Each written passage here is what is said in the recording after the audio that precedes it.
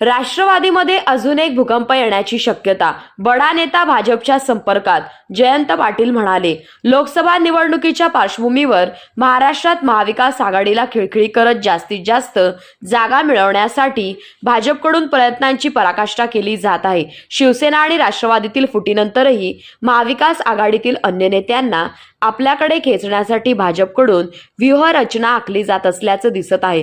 काही दिवसांपूर्वी काँग्रेसचे दिग्गज नेते आणि राज्याचे माजी मुख्यमंत्री अशोक चव्हाण यांनी भाजपमध्ये प्रवेश केला.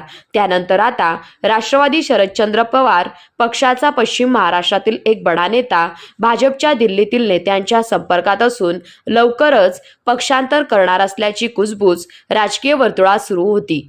या चर्चेचा रोख राष्ट्रवादी शरदचंद्र पवार पक्षाचे प्रदेशाध्यक्ष जयंत पाटील यांच्याकडे होता. या पार्श्वभूमीवर जयंत पाटील यांनी खुलासा केला आहे. जयंत पाटील आणि माझी कुठेही कसलीही चर्चा झालेली नाही. त्यांनी आमच्या पक्षात येण्यासाठी संपर्क केलेला नाही किंवा त्यांचं माझ्याशी काही बोलणं झालेलं नाही. या कदाचित कपोकल्पित बातम्या असतील. तरीही पंतप्रधान मोदींना साथ देण्यासाठी आमच्याकडे कोणीही येऊ शकतं असंही बावनकुळे म्हणाले.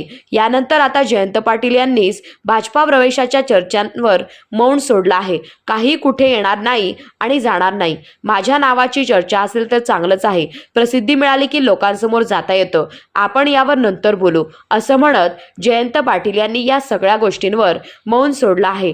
TV9 मराठीशी बोलताना त्यांनी अवघ्या 3 ओळीत ही प्रतिक्रिया दिली आहे. गेल्या वर्षी मे महिन्यात जेव्हा शरद पवारांनी राष्ट्रवादी काँग्रेसच्या अध्यक्षपदाचा राजीनामा दिला तेव्हा जयंत पाटील रडले होते. शरद पवारांचे अत्यंत निष्ठावान आणि विश्वासू सहकारी म्हणून त्यांची ओळख आहे.